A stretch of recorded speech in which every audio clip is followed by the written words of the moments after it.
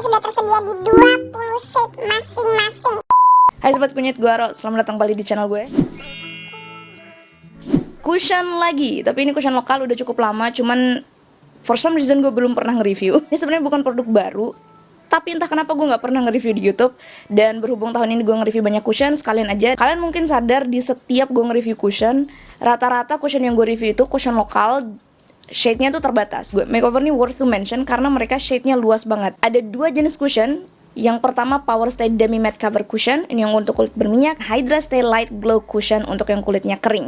Seperti biasa videonya akan gue bagi ke beberapa section. Ini yang akan kita obrolin hari ini, dan ini adalah beberapa hal tentang kulit gue yang perlu kalian tahu kalau kalian baru di channel gue. So, let's go. Ini adalah Power Stay Demi Matte Cover Cushion dari Makeover. Sekarang gue pakai shade N30. Tapi ketika pertama kali gue cobain cushion ini, gue pakai shade W42. Isinya 15 gram, jadi standar isi cushion pada umumnya. Dan kalau kalian mau cari ingredientsnya, udah ada di boxnya karena cushion ini datang pakai box. And good news, dia ada refillnya. Dan kalau ngeliat dari ingredientsnya, baik Power Stay maupun Hydra Stay, dua-duanya adalah tipe silicone based cushion. Jadi kemungkinan dia untuk cocok dengan berbagai macam primer tuh besar sekali. Termasuk primernya Makeover sendiri yang warna putih. Ini masih cocok kalian pasangin sama ini. Tapi gue nge-reviewnya tanpa primer biar kalian bisa lihat performa cushionnya sendiri tuh seperti apa. Packagingnya standar cushion kayak biasanya, warna hitam. Yang Power Stay sama Hydra Stay bisa langsung kelihatan bedanya karena yang Power Stay itu matte dan yang Hydra Stay itu dibikin glossy gitu cushionnya. Puffnya bener-bener bisa kepake dan gak nyerap banyak produk, fleksibel juga. Sepertinya ini salah satu puff cushion yang paling gue suka di produk lokal. Kalau kalian perhatiin, ini kayak nggak ada produk gitu ya. Padahal ini udah gue pakai berkali-kali, tapi saking dia nggak nyerap produknya, dia hampir kayak bersih gitu loh kelihatannya. Dan satu lagi, kalian tahu nggak sih band puff gini kadang tuh ada yang sampai robek gitu ya karena bandnya tuh terlalu kecil. Nah ini bandnya lebar banget, nggak kayak band tali cushion pada umumnya. Kayak ini bikin dia lebih sturdy, bikin dia lebih kuat, nggak gampang rusak. Cermin full size di dalamnya yang bisa kalian pakai kalau touch up lagi di luar. Ini adalah beberapa shade yang gue punya dari cushion Hydra Stay maupun Power Stay. Let's talk about the shades. Gue nggak punya semua shade-nya, tapi ini mau ngasih gambaran aja seberapa luas shade mereka. Baik Power Stay maupun Hydra Stay sudah tersedia di 20 shade masing-masing. Mereka bikin shade-nya tuh nggak sembarang, yang penting ada 20 gitu. Bukan kayak gitu, tapi distribusinya lumayan. Setahu gue mereka riset shade-nya tuh yang bener-bener di Indonesia gitu loh. Karena here's the deal, acuan kita untuk inclusivity shade itu jelas adalah produk internasional. Kalau kita ngomongin produk-produk dari negara lain, tentu saja shade-nya beda. Kenapa nggak ada shade yang kayak gini? Kenapa nggak ada shade yang kayak gini gitu? Tapi masalahnya Makeover ini produk lokal, dan gue suka mereka nggak cuman sekedar bikin ini shade gelap, ini shade terang berdasarkan produk di luar gitu. Tapi mereka riset untuk kulit orang-orang Indonesia tuh shade light, medium, deep-nya itu seperti apa sih sebenarnya. Yang ngebuat shade-shade-nya itu berasa lebih masuk ke kulit orang-orang Indonesia memang, karena memang risetnya di Indonesia. Baru kali ini gue nge-review cushion bagus, dan gue nggak ngerasa bersalah gitu untuk ngerekomendasiinnya karena kemungkinan besar kalian akan nemuin shade kalian di cushion ini sih. Ini mungkin adalah cushion yang klaim dan hasil akhirnya tuh sesuai banget. Gue bahkan inget dulu ketika gue pertama kali cobain ini, gue bikin video Instagram, bakal gue cari screenshot. Itu gue amazed banget sama coverage cushion ini. Dua-duanya punya coverage yang medium to full, and I agree with that. Gue sering nge-review cushion dan yang klaimnya full coverage gitu, tapi ternyata kayak meh gitu. Gue akhirnya bakal tetap pakai concealer juga. Ini cushionnya pekat sekali, bisa banget kalian pakai tanpa pakai concealer lagi. Tipe coverage yang bisa kalian dapetin ketika kalian pakai full coverage foundation. Tapi bedanya dengan full coverage foundation, biasanya kan dia berat ya dan berasa gitu ada di atas kulit lo. Tapi dua cushion ini, baik yang Power Stay maupun Hydra Stay, ini berasanya tuh kayak second skin gitu, kayak kulit lo aja tapi kayak lebih ke cover dan lebih mulus gitu. Definisi gue sih ini my skin but so much better. Kok coverage yang sebegitu sama bagusnya? Terus bedanya dua cushion ini apa?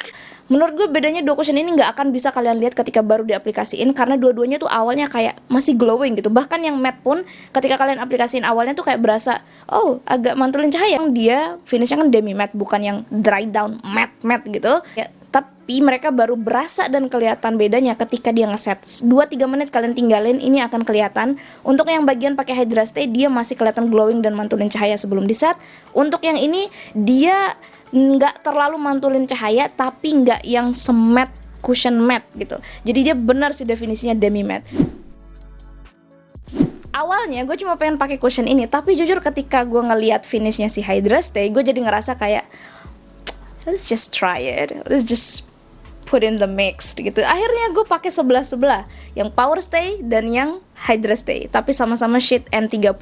Dan ini juga memungkinkan karena nih mereka konsistensi. Shade N30 di Power Stay dan shade N30 di Hydra Stay itu setara. Dan di mata gue sih ini nggak ada perbedaan shade kiri kanan. Don't you think? Untuk performa kedua cushion ini di kulit gue hampir sama. Cuman perbedaannya mungkin yang lebih cepat berminyak adalah yang Hydra Stay. Wajar, karena ini memang bukan untuk kulit berminyak. Ini dikhususkan untuk yang normal to dry, kulitnya understandable. Tapi yang pengen gue point out adalah walaupun di kulit berminyak, gue rasa hasilnya tuh masih bakal gue suka. Of course my favorite from the two is Power Stay. Finishnya matte yang nyaman, bukan matte yang kering gitu. Soalnya gue suka cushion-cushion yang matte, tapi masalahnya adalah ketika cushionnya udah matte, akan agak susah untuk nge-layer produk-produk krim di atasnya, akan susah di blend. Salah satunya adalah pakai cream blush.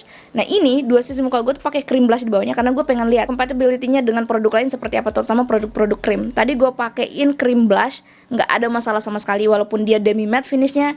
Baik yang Hydra Stay ataupun Power Stay bisa ke-blend dengan sangat baik. Gue rasa kalian bisa tambahin primer di bawahnya kalau memang kalian mau. Gue sih personally bisa pakai ini tanpa primer karena satu, dia udah blurring di pori-pori, jadi gue nggak perlu primer untuk pori-pori. Kedua, gue nggak terlalu merasa perlu pakai primer matte, unless mungkin kalau gue lagi acara-acara dan gue ngerasa kayak gue nggak pengen repot untuk blotting sama touch up, jadi ya udah gue pakai primer di bawahnya. Masih bisa banget pakai mattifying primer.